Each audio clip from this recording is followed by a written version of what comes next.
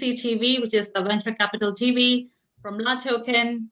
And today we're going to be speaking about gaming and new entertainment. So I would say gaming and new entertainment. What is new entertainment? We're going to define that later in the show. But lots happened in the space, be it gaming or new entertainment. I mean, everything sort of got gamified, I would say, last year because of the pandemic. So gaming industry has changed completely from conventional games to the open world of online games. The industry is always reinventing itself and will continue to change.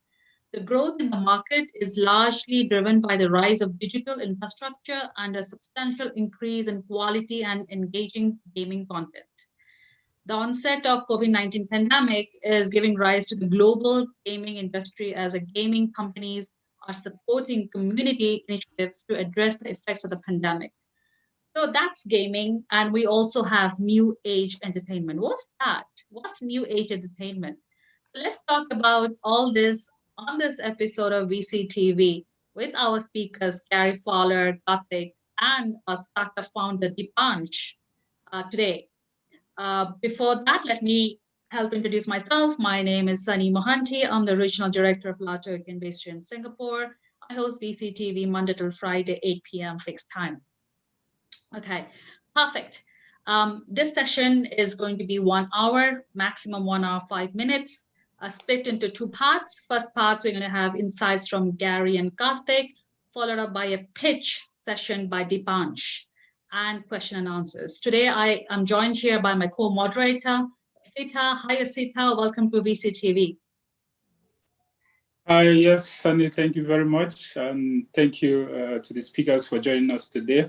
And also welcome the viewers. My name is Asita Egon. I am a listing manager at LATOKEN. It's a great pleasure to be here with you and have you on in this discussion. Thank you very much. Thank you, Asita.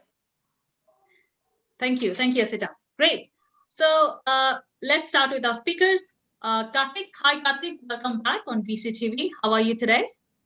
Thank you so much. It's an absolute pleasure to be back. And yeah, it's 59, I think 59th show for me. Wow. And it only gets better every week. I represent a couple of family offices, the Grindlays office and the Berksway office from Yorkshire, UK, which is typically a 620 million fund primarily into health tech, into fintech, into a lot of social and charitable causes as well. Primarily invested in Middle East, into subcontinent India and into Southern Africa. I also represent two venture funds based out of Qatar and based out of Saudi, primarily investing into a lot of health tech space, into edutech space, a lot of inroads into the space tech businesses in the last 5 years in the region, currently focusing on democratizing education and democratizing health tech in Africa as well as in India. And at the moment, I'm also on board of a startup incubator based out of Saudi, which is primarily encouraging a lot of young startups to get into tech and e-commerce space. So yeah, that's what I do. Wow, that's all you do. Wow, thank you so much, Karthik, and welcome back in VCTV. Fantastic. Next we have Gary. Hi, Gary. Good morning. How are you? I am doing good. Thank you so much. How are you today? I'm fantastic, like always. Great. So Karthik said 59th VCTV, his 59th time on VCTV, and I have stopped count. I've just lost count of how many times you've been on VCTV, Gary. Hundreds. I'm sure thousands, maybe. I feel like I'm getting a PhD in VCTV. Very soon, Gary is going to become Gary TV. Trust me. VCT, LATOKEN, VCTV, Gary TV. That's Gary how I see that. Amazing. No, it's great to be here. It's great. It's actually, you can see I have people from all over the world every single day, probably 20 to 30 trying to add me on LinkedIn. It's incredible. So the word's out. Anyhow, I appreciate taking your time out of your schedules. It's great to be here. My name's Gary Fowler. I'm a serial entrepreneur. I'm an investor. I'm an author. I've written a lot of articles of 100 and something, 18, I don't know, a lot of them. Anyhow, I believe in artificial intelligence as a new electricity. We invest in that. I have co-founded or founded 17 companies. involved in 2 unicorns. I was on the original management team at Click Software, which was sold to Salesforce for $1.35 billion. I actually named the company. And it was called IET at the time. And I said, Click Software, because it sounds like a big company. Well, guess what? It's funny how those things, I did it off the top of my head. Anyhow, I did that. That was sold 21 months ago. I'm the co-founder of Eva.ai, one of the premier AI HR tech companies in the world today. Founded that 4.5 years ago with David Yang, a billionaire out of Eastern Europe. And today I'm the co-founder, CEO, and president of Get Shit Done Venture Studios, an AI and quantum venture studio located in Silicon Valley. We love startups from all over the world. We curate companies, taking operational roles in the companies to help them go global. And we love it, and cover multiple vertical markets. So we're not afraid. We believe that AI and quantum are really extremely important to be able to deal with the data around us. And that's what we focus on. And it's great to be here with Carol, with Karthik, and Anuj. So Thank you. Fantastic. Awesome, Gary. And welcome back on BCTV. Oh, I forgot Osita too. Yes. From South Africa. Okay, Dipansh, just quick intro before we move on to your pitching session later in this session. Just a quick intro. So my name is Dipansh, and I'm born and brought up from Delhi, India, and I am really passionate about entertainment since my school timing, and I have been a process developer back in the days with Genpact, and I've also started on my own businesses. I was into manufacturing of a nitride foam, rubber insulation foam, which the plant which I imported from Taiwan, and I set up my own business by the name of TM Overseas and Real Polymers. And since I was always into the entertainment side, on the weekends I used to I started managing some celebrities, and I did celebrity managing on the side basis on weekends for about 8 years now. And when I got this idea about the new venture that I'm going to talk about later on, so I was fully involved in that, and I told my dad that this is what I want to do. This is the passion that I have, and this is where the ENT network was born. So since for the past 4 years now, I've been working on my startup, building my startup, because I was not a tech guy. So I learned the technology. I built in my own team. It took a lot of time. The struggles that I had that I'm going to be discussing in a few moments. Yes, absolutely. Thank you, Dipansh. And passion is very important for any founder, entrepreneur. Thank you so much for sharing that. Okay, so let's talk about let's talk about gaming. We have spoken about gaming before. We've spoken about entertainment. Let's talk about what's changed since then. Like onset of 2020 with the pandemic, with the global shutdown, no movies. We don't go to movies. We don't go to theaters anymore. Cinema halls anymore to watch movies for entertainment. Gaming, when it comes to gaming, again, it's different game altogether, what we see these days. Let's talk about some latest trends, including investments, drivers for growth in both gaming and entertainment. Let's start with Karthik with these insights. A lot has changed in the gaming businesses in the last 1 year. On an average, a Middle Eastern resident spends approximately 127 minutes online playing games, which used to be just about 18 to 21 minutes before the pandemic. And that's what's changed the way PUBG and Call of Duty and even OTT entertainment has brought about in terms of change. Investments in the space have happened a lot, not only in the core gaming sector. And one needs to understand the industry, not just about core gaming. It's about multiple allied industries, all the way from a network provider which drives and accelerates the industry, to the sponsors, to the advertisers, to the game developers, to the hardware and software infrastructure creators, to the entire esports community, which is driving the competitiveness, and then comes in the merchandisers.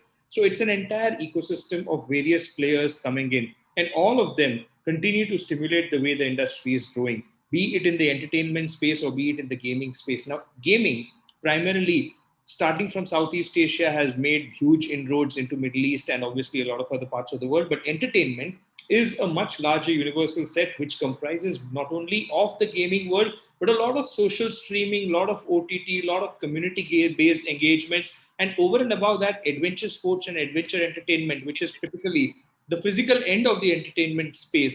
has also picked up massively and at a much, much faster pace, considering the disposable incomes in certain parts of the world have grown. And all of it is primarily a result of awareness, a result of social connectivity, and more importantly, because a lot of avenues and options are available in the market today. If you see investments in the gaming space, the last acquisition by Tencent, or investments by Electronics Art, or even Will Smith's investments of 40 million in this region, or even in Saudi Arabia, where businesses have started sponsoring esport gamers and esport players and hosting competitions where a Jordanian guy won $5 million and has become a celebrity in the region, is the recent investment space. And typically today, there are gaming parlors and gaming sessions where people from different parts of Middle East come together, engage, and tokenization through cryptocurrency is only driving it faster. So I think a very hot space. Gaming as a subset of the entertainment space has a much larger scope to grow, but entertainment in its overall business has grown at least 320 to 340% in last 12 months. And it's only here to grow. Absolutely. Talking about crypto and gaming, I've seen many founders who are using these tokens to monetize, to give back the players, So basically you are, as a gamer, you're playing, but if you can monetize and make a living out of your gaming, that's the best way to go forward. It was very difficult in the past, Sony. In the past, it was only about the network operators who were able to drive. But of late now, with in-app ad placements, or even tokenization, or even in-app purchases through crypto routes, have made gaming itself as a self-sustaining industry. So even if the sponsors and the advertisers, or even if the ancillary network providers don't stimulate the business, its own in-app purchases and tokenization will continue to feed in and bring repeats onto the business, because there's always a monetization in some manner happening which keeps the user glued to the business. Absolutely. Great. Thank you so much, Karthik. Let's move to Gary with the same question. What are the latest trends plus growth drivers? Thank you. So let's look at it. I mean, by 2022, the gaming industry is supposedly going to reach about $200 billion. So we're talking about a booming industry. And you're right, Sonny, because of the pandemic, people don't want to pay Russian roulette and go into a movie theater. So it's changed. I mean, being locked up and now with new strands of this coronavirus coming out that are highly contagious. I mean, things are changing. So we need to make the most of what we have. So let's look at things like video game streaming, is one of the areas that that's coming on as we go forward with it. We've got mobile games in 5G. So now that 5G's out and now in China 6G, we've got now to be able to get that data faster. So you look at it, just in mobile games, it's estimated that it's about 180 a billion in terms of the mobile gaming market. So it's a huge chunk of the gaming. It's just, and then, as we go down through it, what's it all about? I talk about this across multiple vertical markets, is how do we get closer and how do we hyper personalize? So when we take virtual reality and augmented reality and combine them into XR, I mean, that's really what it's all about. How do we deepen that experience and make it more interesting? I was thinking yesterday when I wrote that article in healthcare service chain optimization, that we better have some biofeedback and check people's heart rate, because as you start to make this more real, and the games, the other thing is more realistic games. You don't want people to have high blood pressure by playing video games. So we need to go down through, and there's other aspects we need to take into consideration, because we've now made those real experiences. So gaming as a service. The part that I'm really interested in is increased social aspect of gaming, and how do we develop, because today, being all over the world, here we are in India, Singapore, the US, all over Africa, in terms of bringing people together as a community and increasing the social aspect. So there's one thing about making people feel more comfortable in the game. The other thing is it dramatically increases the amount of time people spend on the game, and it creates a community, and it's important, right? So the increased social aspect of gaming, then the high fidelity mobile games, making the games more realistic experiences, as I said. So those are really some of the pieces that are interesting for me. And then having games that actually use an incredible unsupervised artificial intelligence, and this is something I'm personally interested in, that can actually really adapt to the person that's playing the game, change the scenes based on skill levels, change the characters, really create a truly super hyper personalized game. So an intelligent, super intelligent game, and that's interesting from my standpoint. The other thing is, imagine gaming, and this is just something that is interesting for me, is imagine games, and I'm going to write an article about this, that can really adapt and teach you new skills, but are actually fun. So Yes.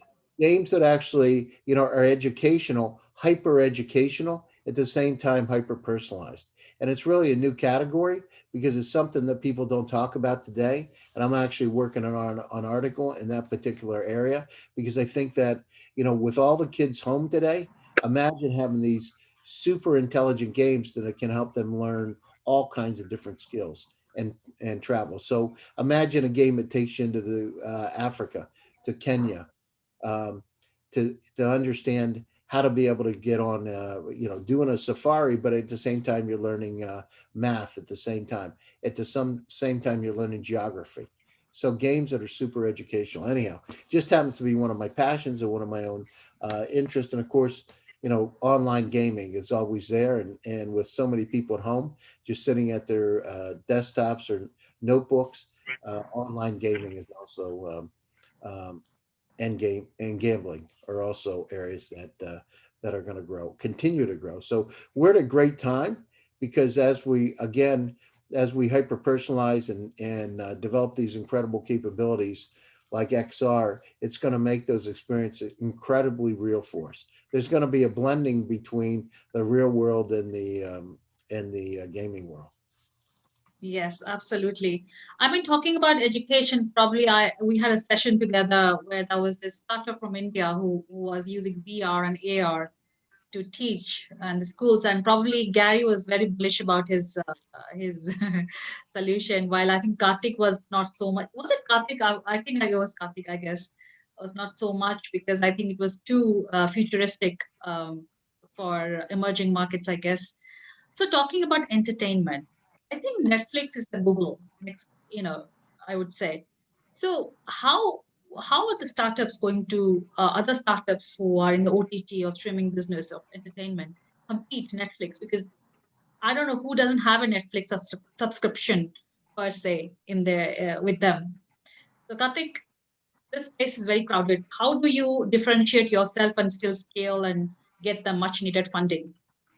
So Netflix is, I think you're right. Netflix is the Airbnb and Oyo and Google and Uber of the OTT space. But then there's Yeah. always space for everybody else because what Netflix has tried doing, while it has taken a lot of content on air, it is still failing a lot on certain algorithms in certain geographies. While it's very uniquely positioned in the Western world in regional and vernacular spaces in certain parts of India, certain parts of Middle East, certain parts of Southeast Asia, Netflix falls short in terms of bandwidth because of the pace of developing content. A lot of regional and local players or vernacular players, both in South Asia as well as in subcontinent India, have taken the Netflix route. While they don't come up with the same technology and algorithms, they have come up with some amazing local content, social content built across a social ecosystem, powered locally, have taken the center stage, specifically in markets like India. While Netflix and Amazon Prime were the first movers in the OTT space, Yes. today every possible TV channel has a very strong OTT platform with content specifically curated and Ah, created for the OTT space.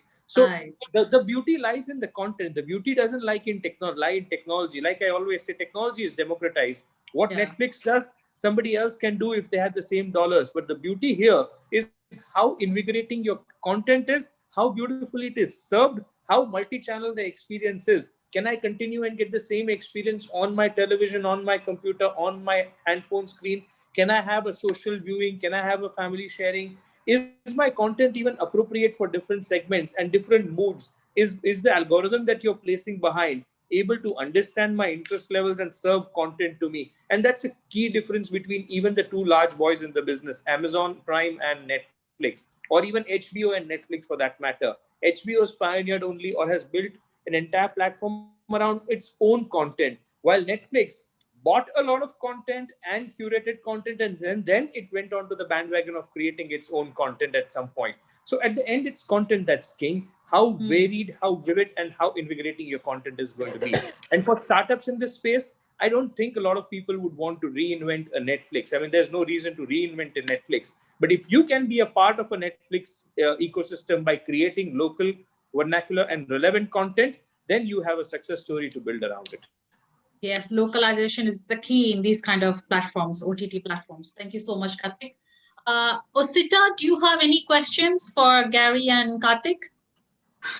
Yes, yes. So, Fowler, it is interesting. You mentioned earlier, about your view on increasing social aspects when it comes to gaming and entertainment, and it is true also to say that gaming has evolved over the years to being just a personal hobby into an audienceship kind of sports, has attracted many viewers from around the world. And it is quite interesting how this sector of the economy has evolved over the years. Decades ago, only a few million people played video games. Today, that's probably 100 million people. Today, that number is 10 times what it is then. It is obvious there are fundamental tailwinds that fuel the influx of investment capital flowing into this industry, to say the least, increasing profitability opportunities. So probably you can kind of give us your perspective on, what does the new investment process look like in this industry at the moment?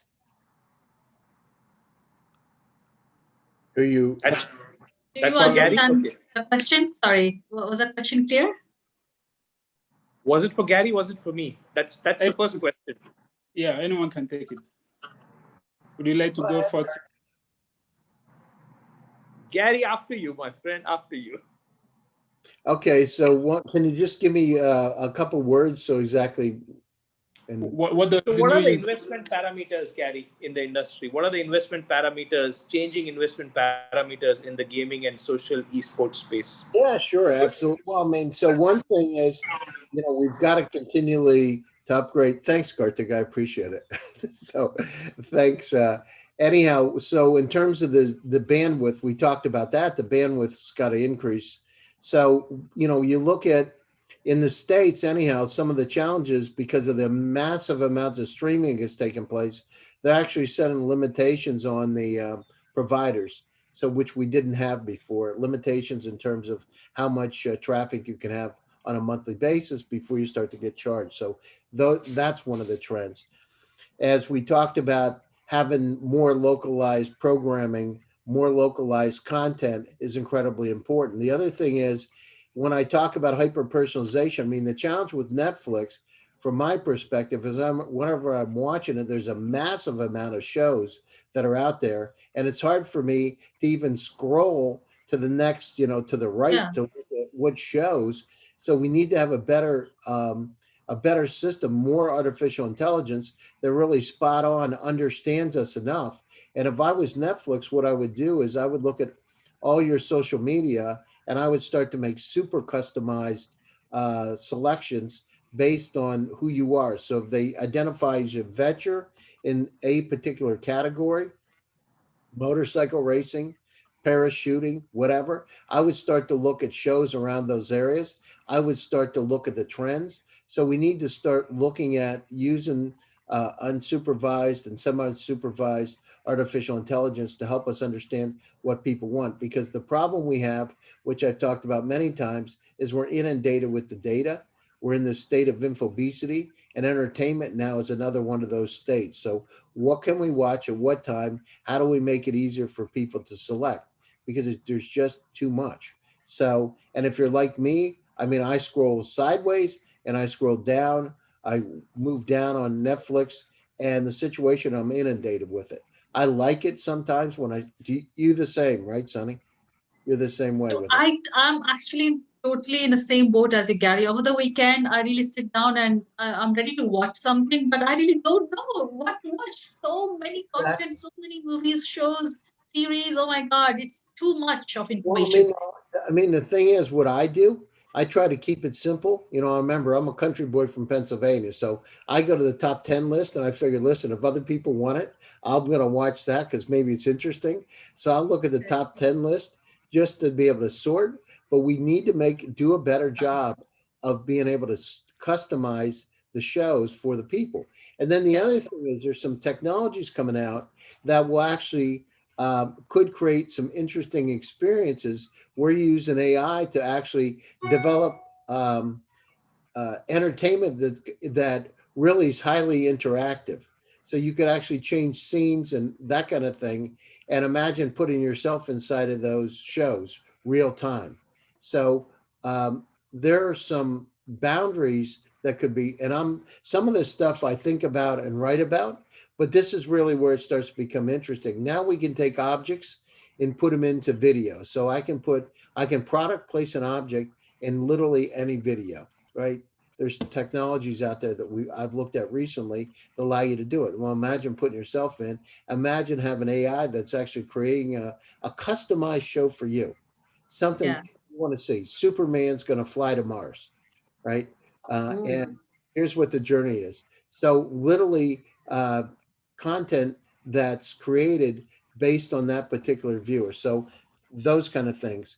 Yeah, what we have now is we've got too much information that needs to be parsed.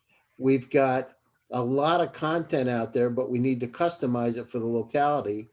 And at the same time, we need to hyper personalize it for that individual. Those are the kind of things that I'm really interested in. The good news is because of the pandemic, we've really, really dramatic. I don't know where we are today, double the amount of viewers, but people want content. Part of the problem Netflix has had is that it's hard to generate it when you're in a pandemic. So it's hard to get actors into a studio when the pandemic. So we need to have more content created that's audience driven. And that totally. Yeah, totally. And as a consumer, I just want to add, as a consumer, I have Netflix. Then I moved to Amazon Prime. I paid for that subscription. I didn't like it. Then somebody said that obviously I'm an Indian. So to watch Bollywood shows and series, there's another Indian version of Netflix. You have to subscribe to that as well. Like, how many subscriptions can I have, and how many subscriptions do I have to be in charge of? Like, that's also kind of what could be, Sonny, what could be really interesting. And I actually, with my company, developed something like this. It was Findo. And so imagine if I have a tool that I can go in as a viewer, and it's a tool that allows me to go through any one of those services to pick out the kind of shows that I like. So I subscribe to them, but I have one tool that allows me to be able to search everything and all the videos. So startups that are out there, I mean, look at that kind of capability. They'll allow you to be able to do it. And, maybe you have a thumbnail out there to look at it that's really hyper customized for you. So that could be really interesting. And not just have Netflix, but also YouTube, right? I don't know about you, but I like watching funny pranks and that kind of thing on YouTube, and have that tool actually be able to access those areas too. That would be really interesting. Absolutely. Thanks for that suggestion. Osit, over to you. Karthik, would you like to add to that? Same question goes to you. What does the new investment look like? Gary handled the entertainment part. I would look at the gaming space. And like I said in the beginning, it is not possible for everybody to make a Call of Duty or a PUBG or for that matter, Age of Empires. But what happens is, once a Call of Duty or a PUBG is created, then there's an entire ancillary industry where the investment trends begin, which is, for example, a network provider. Now, a 1.8 GB game, when you have 200 to 300,000 downloads happening, you've been creating a massive investment into the entire infrastructure in your bandwidth creation.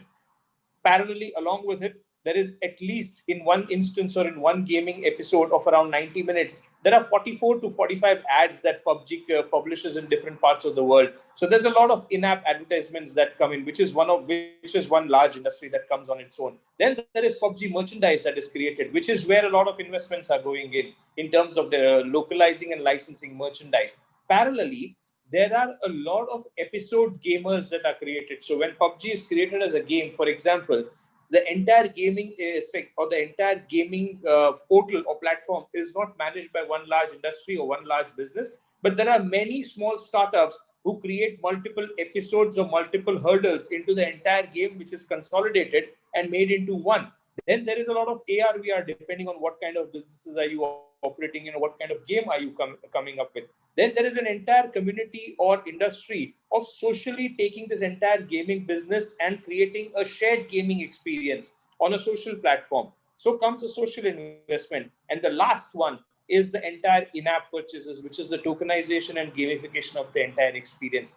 Investments don't necessarily go into, we cannot have a replica of an electronics art or a Tencent or a Red Hat coming in every day. But the investments would go into a lot of ancillary ecosystems or ancillary support businesses, which drive this entire gaming industry. And that's where the businesses are going. Coming into the entertainment space, I heard what Sunny said about exhaustion in terms of content. But in the beginning of 2019, 2020, Netflix predicted that they had content which would go up to 2025. And now in the middle of 2021, they are revamping the entire content legacy that they had across the world, because they never expected that people would spend typically 4.5 to 5 hours every day on Netflix, and they never expected shows to be exhausted at more than 11 episodes in a particular day in certain parts of the world. So yes, content creation is a challenge, but the advantage that some of these larger platforms have in terms of technology that they're deploying, and I would go with what Gary suggested, is about the artificial intelligence, the content filtering, collaborative filtering that most of them use, in terms of even the ability to now censor certain content in certain geographies while you're watching a mainstream episode or a mainstream content bases your historical preferences, is the level of artificial intelligence that is coming into play.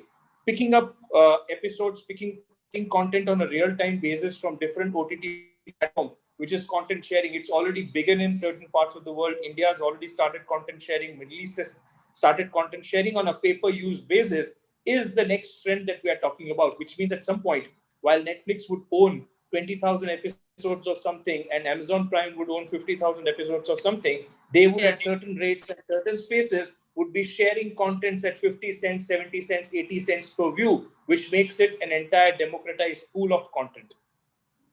Thank you. Perfect. One last question. It's good that you mentioned that. Actually, we are running short of time, Osita. Sorry to interrupt you. We can take these questions after the pitching session.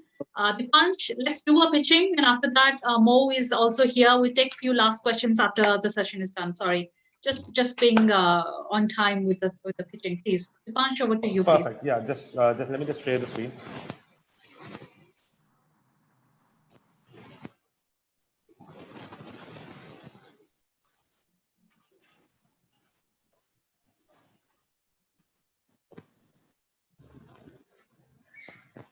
Yeah, we can see your screen. So hi everyone once again. Now I would like to introduce my startup. So we have made a platform by the name of ENT Network. It stands for Entertainers Network. It's like a first ever entertainers networking platform where people from the entertainment industry, from the entertainment genre, be it an actor, singer, director, producer, even the equipment supplier, they could come on one platform and they could start networking with each other. They could share ideas, they could build job opportunities for each other, and they could basically grow their network. So the idea, the problem, basically this idea came into my mind. I'll tell you how I started this. So back in the days where, as I mentioned earlier, I was in an event, I was into the artist management field, and I had a couple of my friends who were actually a very passionate actor, and one was a very passionate singer, who actually traveled to Mumbai, and I saw them struggling for 8 to 10 years. And once they couldn't make it, because even till today, we know the success ratio, the success ratio which is there in the entertainment business. So they came back to Delhi, and then they told me, that because of this network, they couldn't go forward or something like that. This was the idea which came to me when I was actually doing my business, and I was actually making my connections on LinkedIn. Then I thought in LinkedIn you can connect on different, with different business people, with different corporates, or CEOs, companies, actors, etc. So why isn't entertainment being such a vast industry? Why isn't there a platform where people from the entertainment sector could come on one platform and start building the network? Because even in today's time, if a person is really talented, if a person is a good singer and he just uploads his music on YouTube, his track will never reach to the right audience, right people who are there actually in the industry, where he wants his track to be listened by the producers and the production houses, unless until he had some good views or good followers, subscribers on his channel.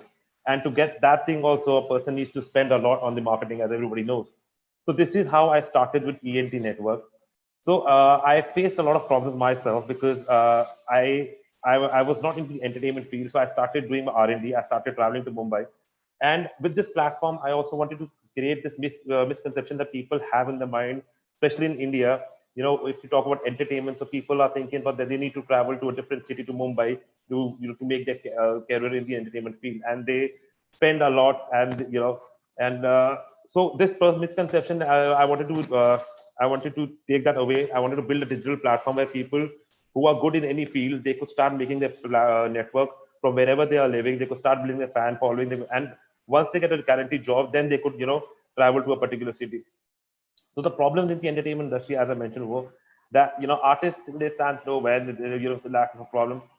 There is no platform actually that connects and and interact with the industry, and people found it really difficult. Solution with the ENT network that we provide is that, as I mentioned earlier, we provide a dedicated platform where, we help you in growing your network within the industry itself. Apart from that, if you want to grow your business, for example, if you, for example, one of our categories is a makeup artist. So if you are a makeup artist or a choreographer, the platform is free for you. You can build your network with industry people. You can get work from that as well. But if you want some actual business leads from this platform, so we have a subscription package that we have started, and we start giving you business from the platform as well.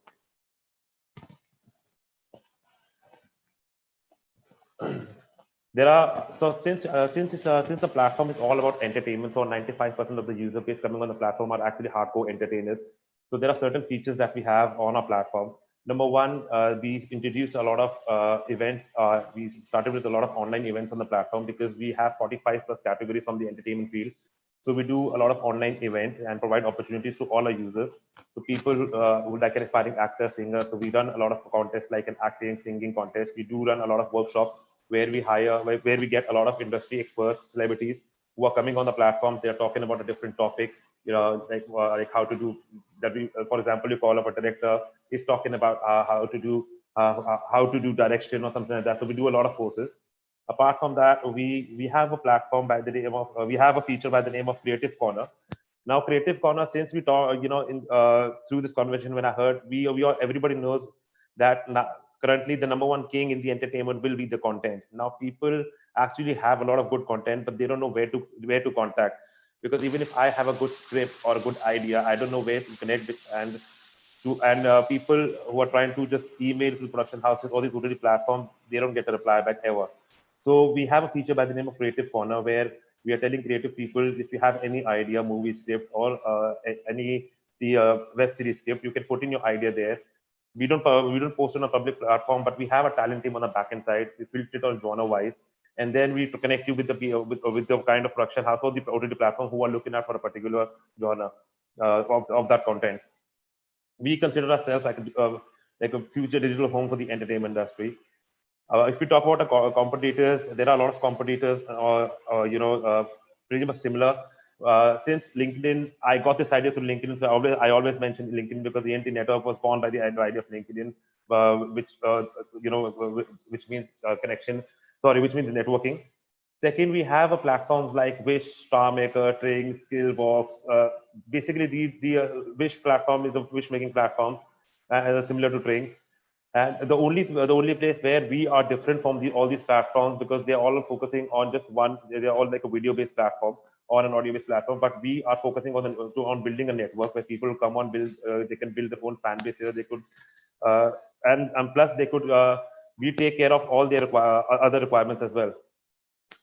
If we talk about our numbers, we've launched this platform in 2019. The application was launched, and since then, we were only focusing on increase our user base, and since then we have touched around more than 150,000 users on the platform. We have more than 1,300 celebrities currently from the industry who have joined our platform. On an average, we get around 800 to 900 plus downloads. And an average spendable time by an user is more than 12 minutes actually on the on our application. I want to talk about now. We want to talk about the revenue model that we have. Number one is the subscription. Yes, the platform is free, as I mentioned earlier. But if you want business, if you want any leads from our platform, so we charge. We have a certain subscription model for that. We have certain packages for that. Apart from that, we have a feature by, as I mentioned, Creative Corner. So once we connect your idea, your script with the production house or a director or a notary platform, so we charge a commission out of that. Thirdly is the advertisements. So we run advertisements pretty much similar as you run advertisements on Instagram. So it's the sponsor ad. So if there's a singer who wants to get promoted, who wants to put his content on a trending list, so you can choose, where you can put, how many days you can put, what category you're going to put your content. So that's the advertisement that we do. And workshops and events there are some free events and there are some paid workshops and events as well that we do. We have our own content team as well. We do write daily blogs, and we are also associated with big production houses like Warner Brothers, Lionsgate, Disney. We do their PR releases of their new upcoming films as well. They send us the PR. We daily write new content, so that every day we write around 5 to 6 blogs and news, and it has been read by a lot of people, because the users coming on the platform, they want to know what is actually going on in the industry. So we do write a lot of entertainment news on the platform as well. I'm the founder. My brother is one of the co-founder. If I talk about core team, before going the core team, I would also like to tell you that recently we were also being on 1st January only, we were being awarded by Facebook as the most they have given us a grant and as the most upcoming promising entertainment startup. And we've been also contacted by Google, and they are also making a joint business plan with the NT network on the basis of the user downloads. Right.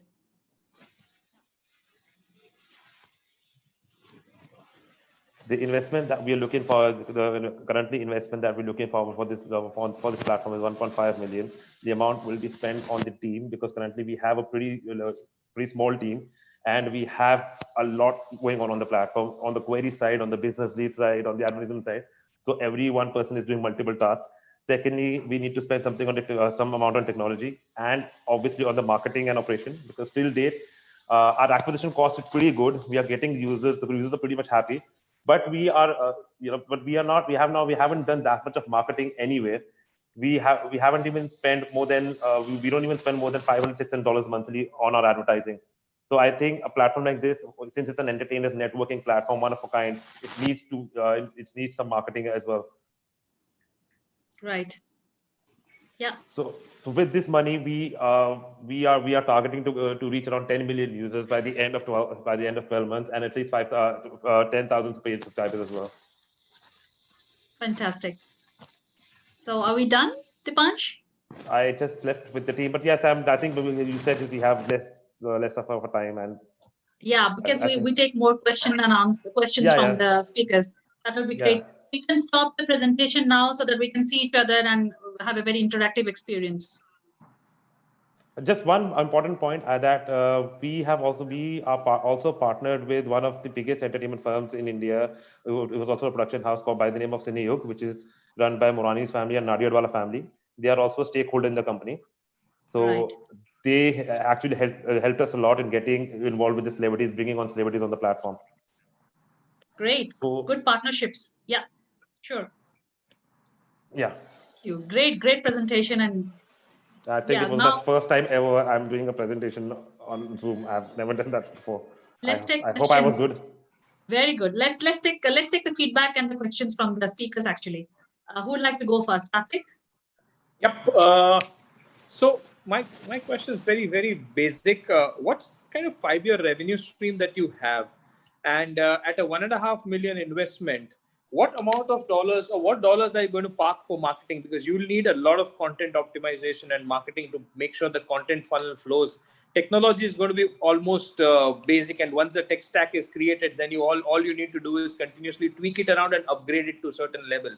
But it's the content that is going to be king. So are you going to sponsor content? Are you going to incubate content creators, or are you going to buy content? How will you market yourself to make sure content comes to you? That's one. Second, what's your typical revenue stream from 5 years in terms of 1.5 million? What kind of revenues will that 1.5 million grow or give it? And in terms of an exit, what's your exit plan for an investor who comes on board for this project?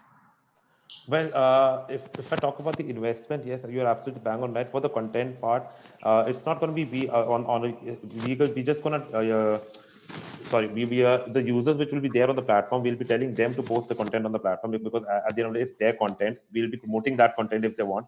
So we have a certain packages, because there are certain users who are coming on the platform. They're saying, because currently our platform is not known, we don't have that much of big user base as well. So they also want promotion on the platform so that they could get big, they could get more hits on the platform as well. So it will be a user-generated platform. We will be sponsoring those, some content as well. And on the basis, secondly, you were talking about sorry, what was the second part? Your revenue streams. So because now the way your business model is going to operate it, yours is a lot of user-generated content, which means you'd be competing with two big boys. You'd be competing with the likes of TikTok, and you'd be competing with the likes of YouTube as well, not the OTT players, but even below the line players, which is snackable content. I call them snackable content creators. So you would be competing with two large snackable content creators and optimizers who spend billions in this space to make sure that they have a fan base or a multiplier effect on their referrals. How are you going to make sure you acquire that many users on your base? Because you need to start with critical mass for people to view you and for people to publish content on you, right? As a content aggregator, you need to be successful on both sides. Yes, you're absolutely bang on right. And when I started this project, the only thing I had in mind was, for the revenue side, that the advertisement is going to be one of the big revenue part or running on a platform. But to get more users on the platform, the only thing that will attract the users to come on my platform, because my target audience is just the entertainment people. It's just the entertainers. Because if I compare to TikTok is pretty vast. It's just a video platform. Anyone can make a video, and they could start being an influencer or something like that. But my sector is a pretty niche sector. There's a lot of noise, Dipansh. There's a lot of noise in the background. Yes, gone. I think your speaker, the earphones, yeah. With the earphones. So I think with us, since we are only focusing on the categories related to the entertainment part. So for example, if I'm looking at a choreographer or a dancer, I would be forcing them that they can come on the platform, and if they want to make their network within the industry people. So for example, a singer coming, and if in future he requires, he needs to get connected to a good lyricist, to a good actor. He could do that on my platform, which is where we are different from the other TikTok and all these big players. I don't want to be into that field where I just wanted to be in this entertainment part only. Yeah.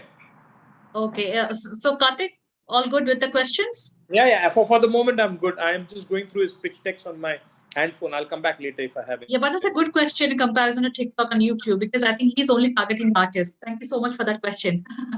I'll come back to Gary, but we've just joined now with two other speakers, Molu and Anuj. Molu, you would like to give some feedback and questions? Yes, I have a few major questions. So I agree with what Karthik says, because even though you have user generated content, you must spend money to ensure that you have the best user generated content, right? Like all these major entertainment platforms like TikTok, even Clubhouse, or like even YouTube, they have funds where they fund the best creators. So like, why do you think YouTube and TikTok have the best creators and are able to attract the best creators? Is because they are paying them, right? It's because they're paying them in order to have the best content, right? And so even if you're targeting artists, it's very expensive to be an artist. Like you just mentioned, being a lyricist, right? So if you want to have the best lyricist on your platform, right? They need to pay for studio time, right? Like they need to pay for sound engineers, they need to pay for equipment as well, right? So some of the funds that you raise must go towards a sort of creative fund, right? And then another question that I have is, you mentioned that you have a subscription model, right? But what do you specifically do for these companies that they will pay you for the subscription model? And please talk more about that, and please just talk about your past successes. Thank you. These are just the two main questions that I have for now. See, currently what we're doing is we do get a lot of queries on a platform on a daily basis. I'm getting around 60 to 80 queries where people are putting in queries where they want to connect with where they're looking out to hire some artists. Since we are not a talent acquisition, we are not a talent management company. So what we have is we have we have associated with the top companies in our country, companies like Cornerstone, Koan, celebrity management companies. So if a person is because there's one more big thing for a normal user, if he wants to get connected to a celebrity or he wants to book a celebrity as well, it is very difficult to connect with any celebrity. So what they're doing is they're sending us a query. So we have a category by the name of event managers, where we have a lot of event management companies who are actually managing a lot of artists. They have associated with us. So what we're doing is they are paying us money, and what we're doing is we are just transferring those business leads. We verify those leads that they're genuine or not, and we are actually transferring those business leads to those companies. Interesting. And is this on a manual basis or is this on a software basis? So right? Because we are currently working on the backend lead generation software. We will be upcoming with we will be doing we will be launching the software within the next 3 weeks. Currently, we're doing it manually because earlier what happened was I'll be honest. Earlier we were the one who were doing the artist management, but it was not successful. So that is why we started.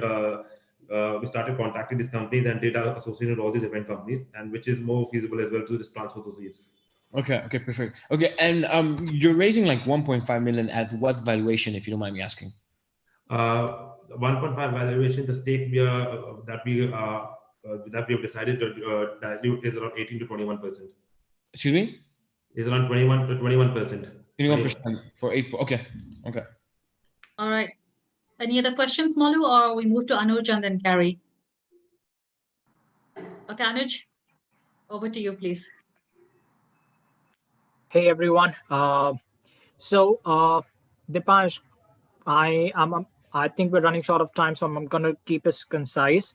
And I'm so sorry I did not have the time to write down my thoughts, so I'm just spitballing here. But okay, so quick fact: my father was a producer in Bollywood, so for me, I have deep expertise in this. I personally still am a hobby stand-up comedian. I often go on open mics and then perform. I know, which is why I wanted to speak to you. I remember, especially for putting in a request, I want to speak. So, but yeah, I mean, glad to join in on this, and then quickly sharing in my thoughts. So, one, you're going into Bollywood, which is an industry that's led by nepotism. Now, here's a reason. Unlike Hollywood, where every top tier actor has to go through an audition before they get a role because you want to get that character right, Bollywood primarily is run by money. I want to get a big name actor because even if my script is lacking, which, let's be honest, we have all seen those movies which have a horrible script but have still been a blockbuster, have all done that because they have that big name. So when you're addressing that problem, it takes me back to that same issue. This kind of product have been developed numerous times where someone has come in with the similar idea that I want to bring in a talent pool for casting directors to go through, but they're not really interested in that. That's number one. Secondly, when you create a pool, so here's the thing. Industry is changing right now. We are moving away from Bollywood to a more Netflix-centric system. There are a lot of movies that are coming in that are developed by Indian content creators for either Prime or for Netflix. So OTT subscribers are really... So when you create that section, love that idea. If you can somehow create partnership, create synergies where you can allow those pitches to be arranged for Netflix or for Prime or for Hotstar, that's money. Number three, India is a very different market from every other market. We don't have pay-per-view. We don't have, we don't really like to spend money on every time we consume any content. That's why we have a lot of people sharing Netflix accounts, which is a very common thing in India. That's why when you're going in for a subscription, if it's just 1 or 2 CDs, we tend to pirate. So blocking that leakage or allowing some of that to happen for independent content creators, that would be a great opportunity. Because right now, for most of these content creators, the only way to monetize is either through YouTube or through independent shows. And they can't monetize on YouTube much because to monetize on YouTube, you basically need to have YouTube Premium. YouTube will only push your contents for monetization when you're creating something exclusively for YouTube Premium. And let's be honest, I would pay for Spotify to take away the ads, but with YouTube, hey, give me 10 ads per video. So I don't care. I'm not buying YouTube Premium at all. So there's definitely that gap. You're basically only, if you're putting content on YouTube, you're basically only generating content from YouTube. As much as it's a taboo and as much as we make jokes about it, we don't want to accept it. Disney is the bigger giant. There is Netflix, but the new upcoming giant is actually OnlyFans. We like to make jokes about it because it's promoting sexual content, but it's $1 billion industry. It's $1 billion company right now. Yeah. And they did that by catering to that audience. So again, if you can somehow from that artist corner create an industry which is allowing users to reach out to their fans, just like YouTube did with Patreon, which is again not doing very good in India, you would then create money for everyone. And that's basically how you can create a win-win. So on top of my head, these are the only feedback that I have. This idea has been tried by a lot of companies. I have gone through multiple variations of the same product over the last 6-7 years. Mm-hmm. So it's something that always excites me, but I would advise you to be cautious. Quibi is a quick example. I mean, Karthik gets to the point for TikTok. I would say more than TikTok, Quibi is your example. $1 billion is not enough to generate users until and unless you have your strategy right, until and unless you have the user's pulse and you know what you're doing. No amount of money will get you through it. But good luck, mate. My best wishes to you. If you have any further questions, drop me an email. Always happy to connect on. Sure, I'll connect with both of you, Anuj and Dipansh. Dipansh, is it only for India market? The product that you're building is only for India? Yes, currently only for India, but down the line, I want to make it on a global level where people from different industries, they could maybe from Hollywood or the Indonesian industry or Russian industry, they could come either on one platform and build a network with each other. That's going to be like a dream come true. So Gary would be the right person to ask questions then if you're going global after India. Gary, over to you. I have a lot of global users on the platform there. But yeah, so, the first thing is, I don't think $1.5 million is going to get you where you need to go. How long is $1.5 million going to last? 12 months, which is what we could.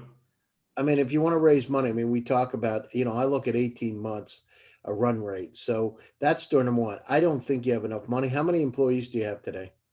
Currently, we have 12 employees. What's your burn rate every month in dollars? Just give me 1 second.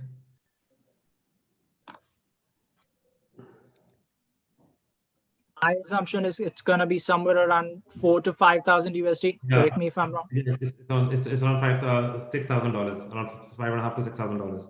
Yeah. So, I mean, if I was you, you need to look at raising more money.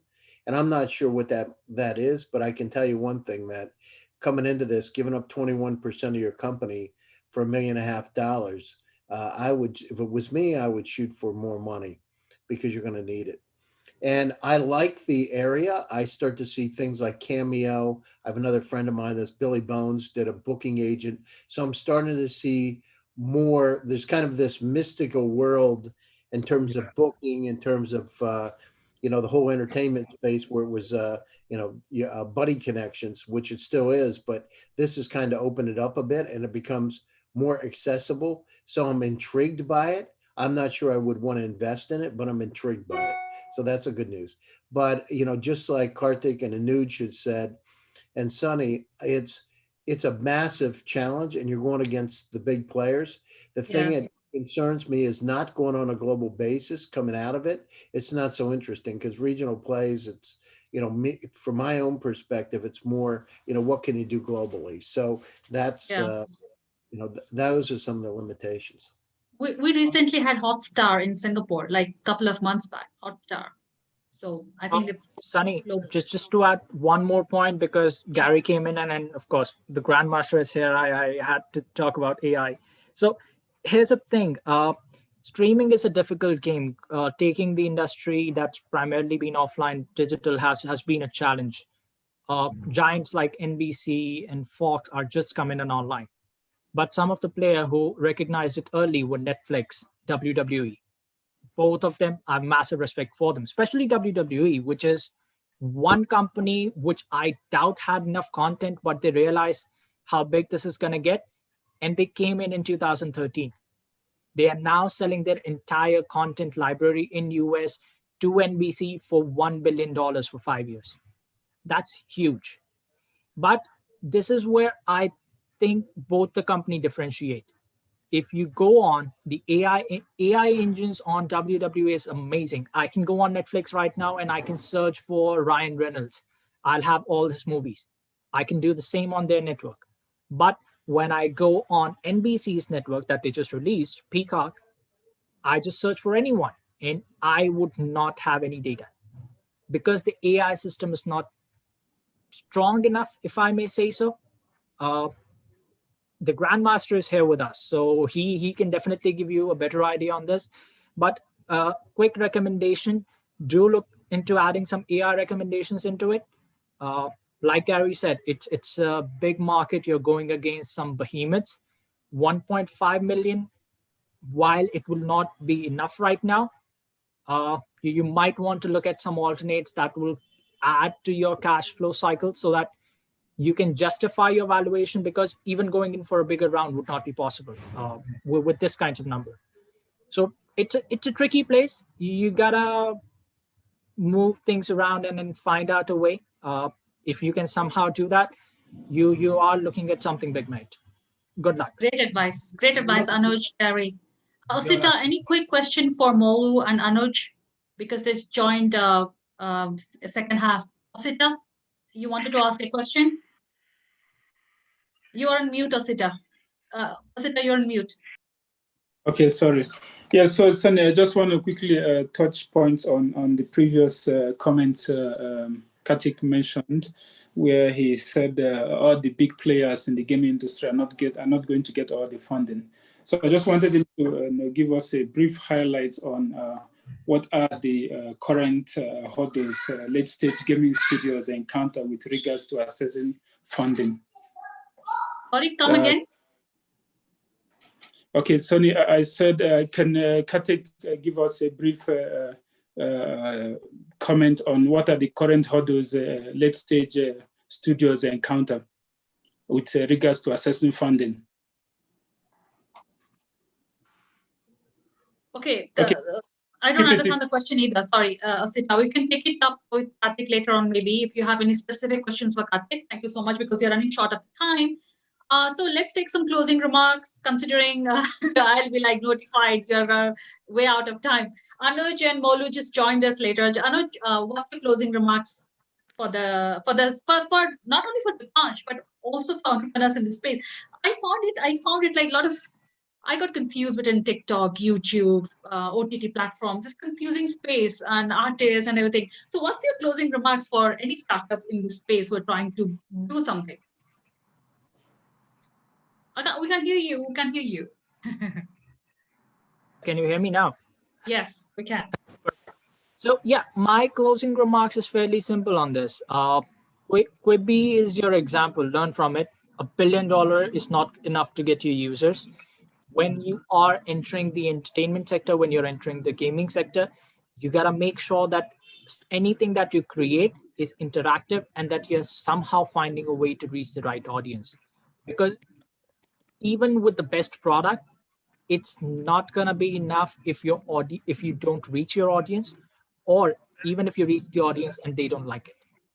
So it's a tricky field. Make sure you're getting your things right. Make sure you understand the pulse, and then make sure you have a clear focus when you're going ahead in these industries. Yeah, thank you, Anuj. It's tricky for sure.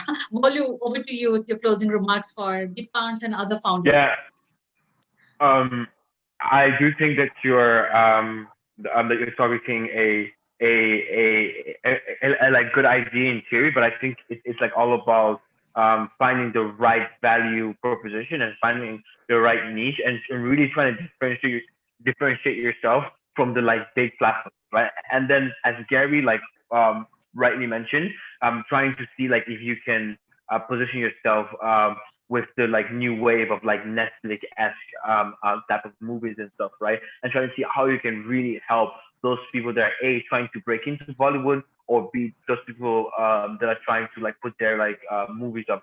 But I do think you have the right idea. Now it's just all about finding the right execution, and most importantly as well, it's all about digitizing that solution, right? Because if you're doing it manually, then you're not a tech company, right?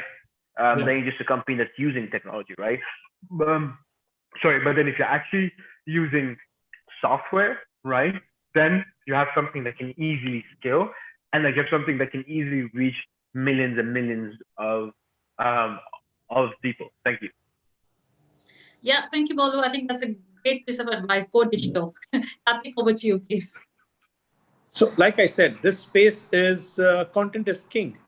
Don't try and recreate a Netflix. Don't try and recreate an Amazon Prime. There's no merit in trying to do that. You'd end up burning billions of dollars. Localize content, create good quality, curated content, build a technology ecosystem that drives hyper personalization in terms of trying to serve me content that I want to watch rather than content that you're making me watch, and be a part of an entire ancillary ecosystem that is either into the bandwidth space or into merchandising space or into the advertising space. It's good to be a part of this business. You would not want to be an Electronics Arts or a Netflix, but you would always want to be a part of this ecosystem because that's where the money lies. You would not require to invest a lot, but you'd see good multipliers coming in. It's a coattail effect. Let's cling on to the coat for a while and see how money grows. Great was Karthik. Don't create content that you wish to create, but create content which I wish to watch as a consumer, right? Thank you, Karthik. Very good points. Gary, over to you, please, with the closing remarks for Dipansh and for any entrepreneur in the space. Yeah, so hyper personalization is important. Artificial intelligence with all the data around us is machine learning, deep learning is key to a lot of these problems. As we said, search is an issue. There's massive amounts of information out there, but being able to search it and having the content that's actually really for me, and I can become more interactive in whatever that environment, almost like a game, becomes quite interesting. So this is an expanding field. We got a captive audience with the pandemic. And so it's a great time to be able to come out in the marketplace. By the way, my name's Gary Fowler. You can get me on LinkedIn, get me on Facebook, or send me an email, Gary@GSDVS. Love to talk to you. We curate AI and quantum companies from around the world. And Dipanesh, you've got to go global, right? Going global is really important. So you got to think differently about it, or you'll have a very small, I call it, even though India is big, a lifestyle business. You want to look at the world in a from global view and do customer development. Check to make sure people want to buy what you're trying to sell. The one thing that I've seen time and time again over 30 years is that people develop something and really nobody wants to pay for it. They like it, but they don't want to pay for it. So make sure you do your development and customers. Yeah. Thank you so much, Gary and others, for this feedback. I think very valuable. Dipansh, it's the first time on VCTV. What's your experience? How has your experience been, and what's your feedback? Considering you've got a lot of work to do as per the feedback from the investors. To be honest, it's like the first time I went to speaking to investors, and it was like an honor. It was good to get a lot of feedback from the experts. And yes, I am working on with my other team. I'm working on some other strategies. We're working on some other technology as well. And yes, I would love to connect with you guys again just after 3 months. Once we achieve once we achieve another milestone on the revenue side and on the user base side. We are also working on a partnership with Google because Google has offered us a business partnership on the basis of the user download side. But yes, I've got a lot of feedback from the experts, obviously, which I have already noted down some of the points, and I'm working on that. And I would really want if I could just come back again after actually working on that after 3 to 4 months and then having a word. Perfect. Thank you, Dipansh. Thank you all. End of the show. Entrepreneurs and founders, as you rightly seen today, Dipansh here pitched his project, got so many feedback. So if you are looking to reach out to these investors, please feel free to contact us and we'll bring you on this platform. Thank you so much for watching VCTV. I'm back tomorrow with another show, another topic, another set of speakers. Till then,